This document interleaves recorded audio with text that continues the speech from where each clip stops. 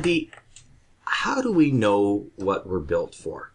I mean, this is a, I see you smiling. I mean, this is an all-time question, the idea that the creator spirit, God, Allah, Buddha, whatever your religion is, has put you on this planet for a particular purpose. And what's that purpose? How do we find our purpose? And I know that's not necessarily an answer that any one given person can answer, but can you share maybe some simple steps that anyone watching can start taking today to at least start having a more clear idea or vision, if you will, about what their purpose could be? I think that's a lifelong pursuit, right? And you're right, that's a big question. I do believe that we are born with gifts. I believe that, my creator built into me some things that are just for me. But here's what I do know, or I do believe. I don't think that just because I have gifts that they came batteries included, right? I got to open my gifts. And I got to develop and practice my gifts.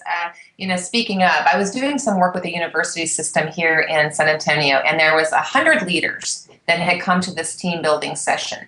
And one of the things that they had done to prepare was they had they had ordered the book Strengths Finder 2.0 by Tom Rath, and they had taken the little online test to find their 5 strengths or themes.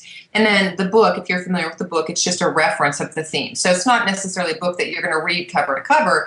You get the code, you find your gifts, you find your themes, and then the book kind of gives you some examples of what that theme or strength looks like in action, and how to apply it, how to grow it and develop it, how to be that, how to demonstrate that gift. So they've all done this pre-work. They come into the class and they're out there. It's very sweet actually. They all came in with their book, holding their book, right?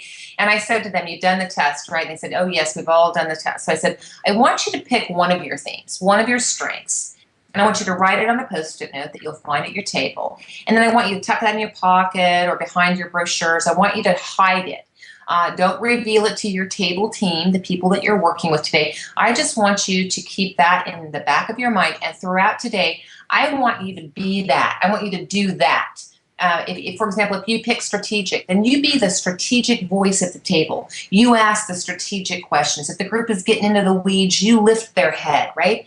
So at the end of the day, we'll do the big reveal, and you can tell your team what strength you were practicing, that you were trying to demonstrate.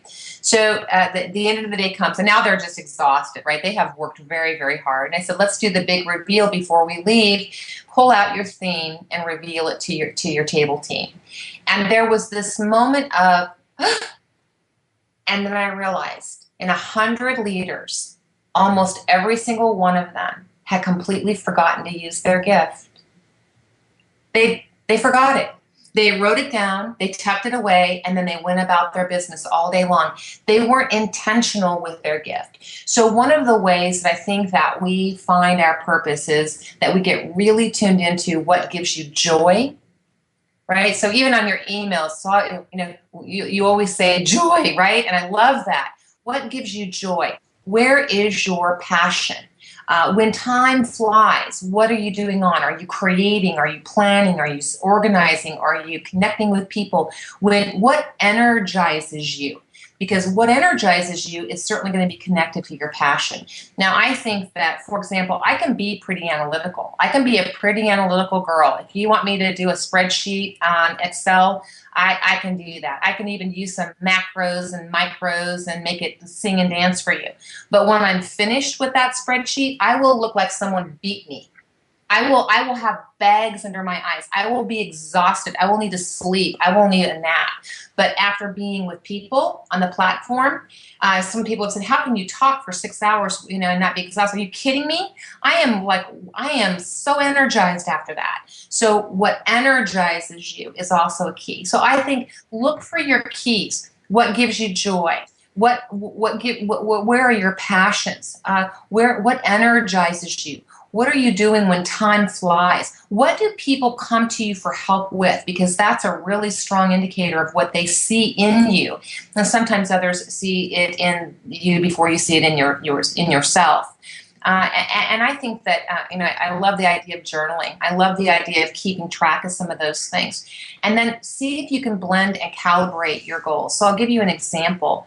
I have always, since a child, I have always loved horses. When I was a child, I pretended that my bike was a horse. I never had a bike, I had a horse, right? My parents never knew this, but there was a horse in the garage. I've loved horses my entire life, and my whole life I've said I'm going to have a horse. But I'm not really experienced with horses. I'm really not. So how do you get ready for that? And I also love volunteerism. I believe in giving back. So I found a way to calibrate those two goals, those two passions. I went and found in San Antonio a horse rescue.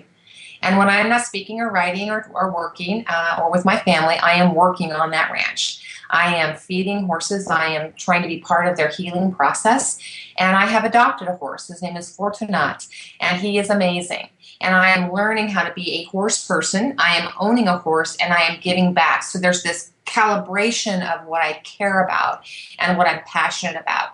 And when I leave there, I feel like I've changed the world just a little bit. And that's the other key. When you're operating in your gift and your passion, you are creating solid value. You're doing something that changes the dynamic. And because we are not built, I do not believe that we are built as self-seeking sort of mechanisms. We are built to do something that's going to change everything.